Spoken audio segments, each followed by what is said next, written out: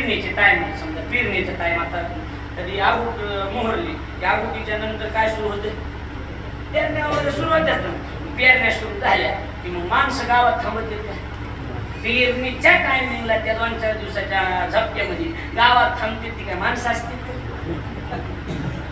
कसले कडक कपड्यावाले कपडे काढून रानात असते का नाही बोला हा आणि जी रानात नसते मग ती 150 आली म्हणायची बरोबर आहे का नाही ती मोसम असते ती पेरणीचा मग ती सकाळी सकाळी भाकरी बांधणं ते पाण्याची घागर 9 वाजता तर तिथं रानात 7ला गाडी झुपायची आणि तिकडे ते मोटरसायकल जात नाही गाडी झुपायची बैल मस्त पैकी एक कारवड महाग बरोबर आहे का नाही कारवड सगळं आवूळ बी भरट टिपण सगळं गाडीत टाकलेलं चल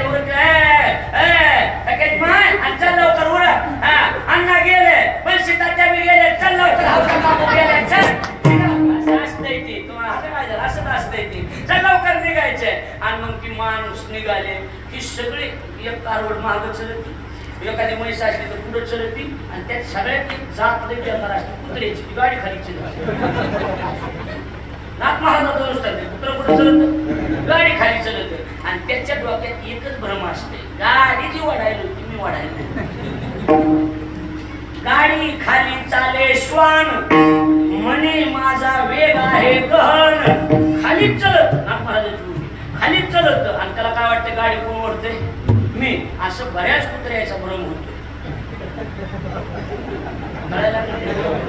मी 4 पायाच्या कुत्र्याबद्दल बोलायला लागलो ही ध्यानात ठेवा बरोबर आहे का नाही महाराज असं आहे ना महाराज लई कुत्र्याली वाटते मी मेल्यावर काय सप्ताह तू मर तुझ्यापेक्षा चांगला होता तू मेले तू मर फक्त ना वाट बघायला तुझे नवीन पोरं तू मरायची मला नाही गेला असतो काय करायचं मी मेल्यावर काय माझ्यानंतर घर कसं चालत यामुळं तर एक बिघडलं हे पुन्हा एका जागेवर होते तू मर पाहिला वडापावी गेलीस नालाय का तो सगळ्या माणूस तुला नाहीस स्वतःच्या स्वार्थासाठी माणसं कुठले ठरवला तर काही सांगता येत नाही मला कसं आहे माणसाने राग येते मोठा आपला विषय नाही पण जे रक्तावर प्रेम करत नाही ते देशावर काय प्रेम करतो काय प्रेम करणार ते माणसं ज्यांना आपल्याला मोठं केलं त्याला त्याच्यावर प्रेम करीत नाहीत माणसं आणि ती काय महाराष्ट्रावर प्रेम करीत असतील का तुम्ही इमानदारी ठेवा इमानदारीनं जर काम केलं तुम्ही हे लोक चहावाल्याला बी पंतप्रधान म्हणून जर रिक्षावाल्याला बी मुख्यमंत्री म्हणून तुमच्या मनातले दुनियाचं पाप कोणी बी एखादा महाराजा त्याला जमलं नाही म्हणजे तू काय नेमका काय धोंडा महाराजाचा चुलता आहेस का काय बरे गायक स्वर नव्हता त्याला बकवाजे बेसर होते कुणाला बी नाव या महाराजाला नाव ठेवायला जागा नाही त्याला याच्यात आज कसं आहे त्याची मावशी तंबाखू खाती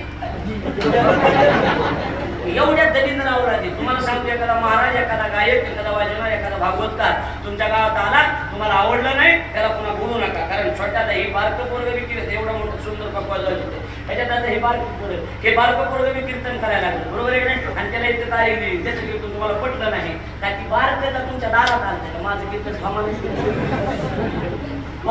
बोला की आता ए नामदेव नाही कोणी किती खालच्या दर्जाचं कीर्तन करा सुद्धा कोण कोणाच्या दारात जातं का माझं कीर्तन थांबा आपल्या जोर येते आपण त्याला बोलू आणि पुन्हा महाग कुचित बसू पण कुठली नीती सांगत काय या सुटीकडं आपण बोलू ना गप मारायची हा त्याला पुन्हा आयुष्यात बोलवायचं नाही पण महाग ना ओळखायचं मग एवढ्या दिवसाचं कीर्तन ऐकायला पुण्य ना हा थोबाडावर निघून जातो वाईट म्हणजे आपल्या लोकांना लई घाण सवय लागली जास्त अजिबात करायचं नाही आयुष्यात याच्यात पण 2 वाढले असू द्या लक्ष द्या बरोबर आहे का नाही इकडे लक्ष द्या ऐका आता प्राचीन म्हणजे प्रारब्धाची दोरी जशी तसा संसार करा आता हा दृष्टांत जर नसलाच कळाला तर दुसरा दृष्टांत तिसऱ्याच्या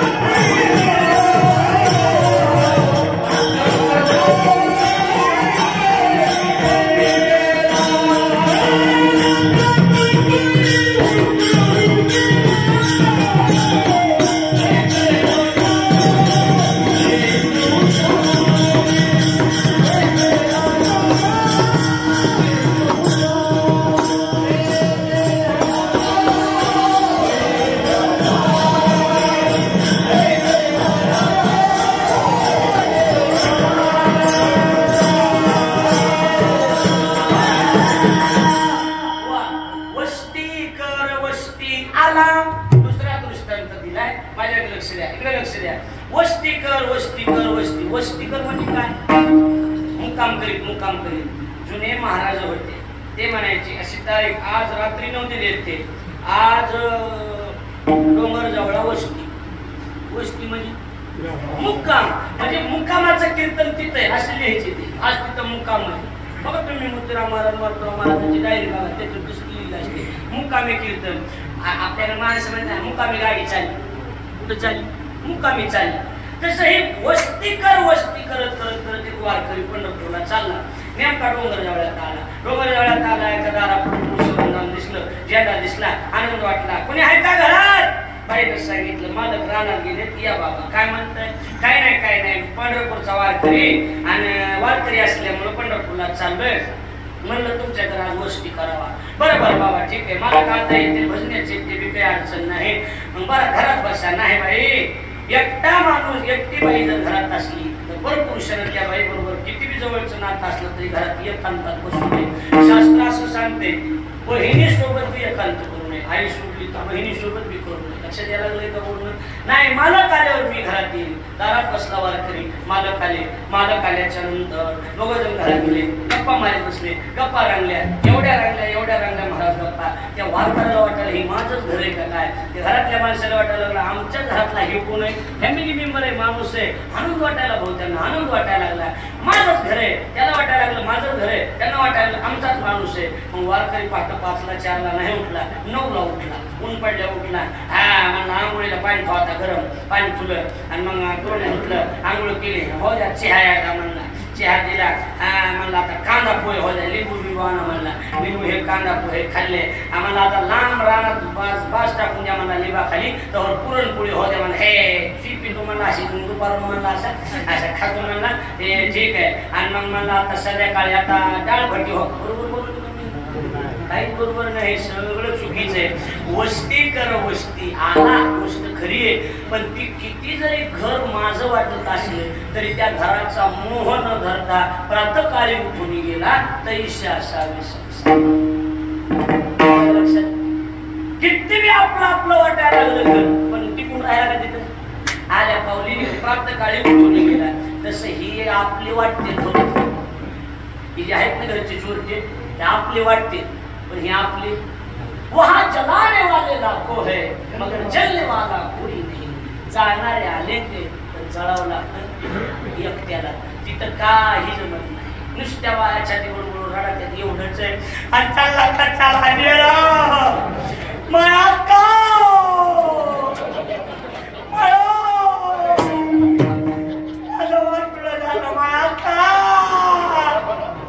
तेवढ्या त्या खाली बाई महाराज.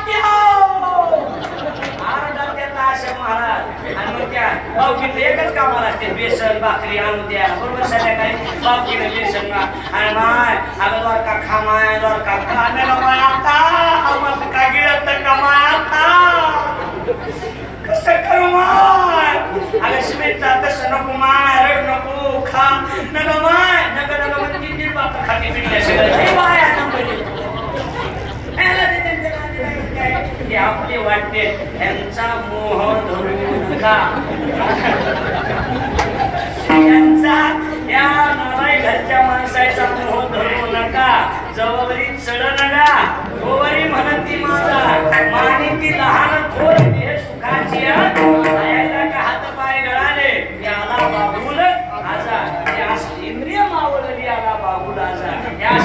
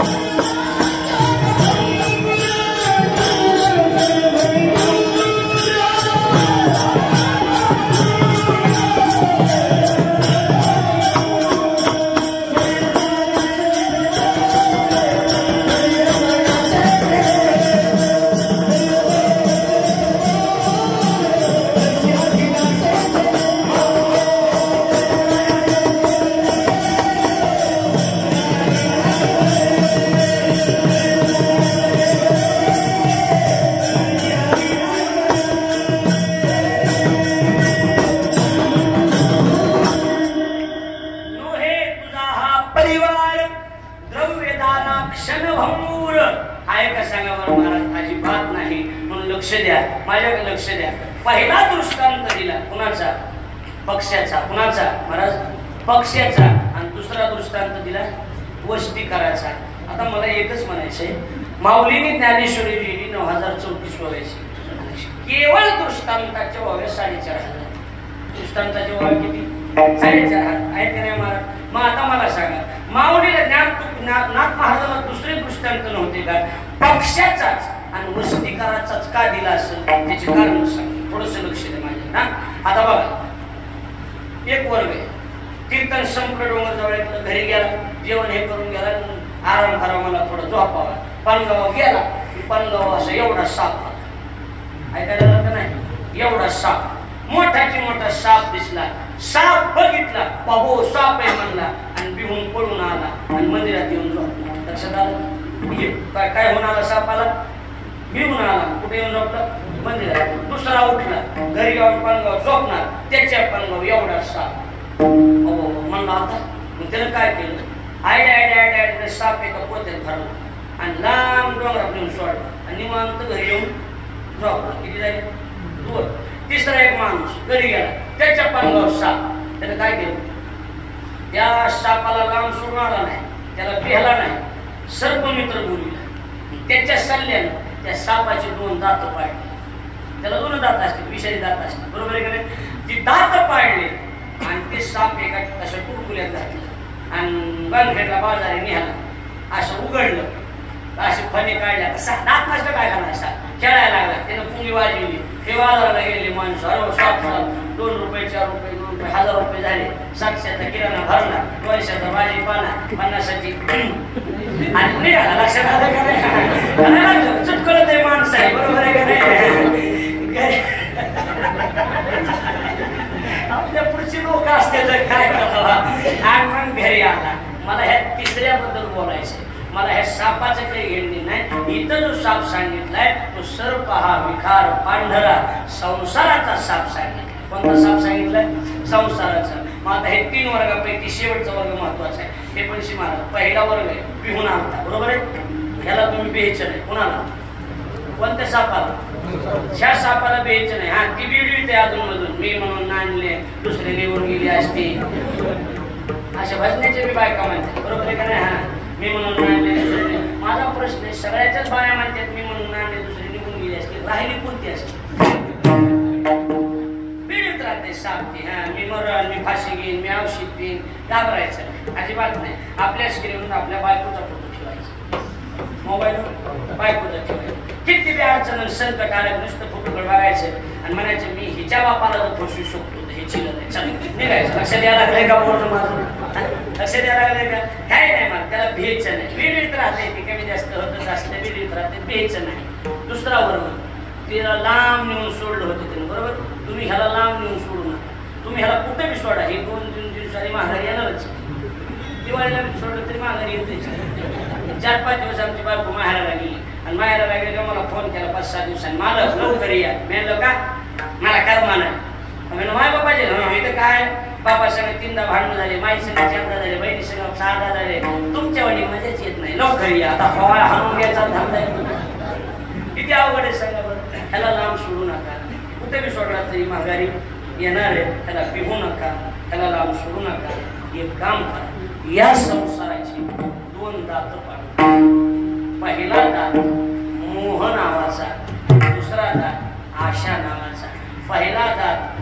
पहिला दात त्या ठिकाणी पक्ष्याने पाडला, त्या धान्याचा मोह धरला नाही. दुसरा दात वस्तीकरानं पाडला, कारण त्या घराची अपेक्षा धरली नाही. म्हणून वस्तीकरानं अपेक्षा नावाचा, आशा नावाचा दात पाडला आणि पक्ष्याने मोह नावाचा दात पाडला. मोह आणि आशा हे 2 दात जर तुम्ही पाडून संसाराचे पाडून टाकले तर संसारात तुम्हाला भीती बाळगायचं काहीही कारण नाही.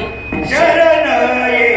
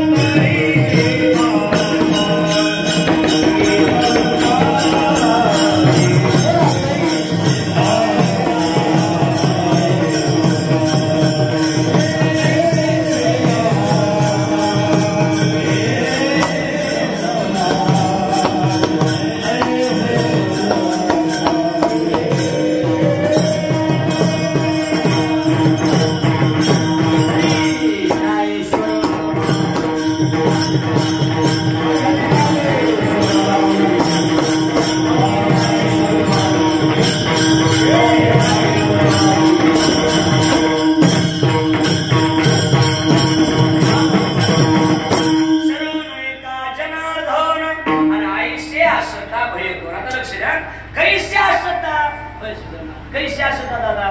तर त्याचं उत्तर आहे, पक्षी अंगणी उतरती आईशी असता, किंवा वस्ती कर वस्ती आला पण प्रातः काळी उठून गेला आईशे असता भय खबर.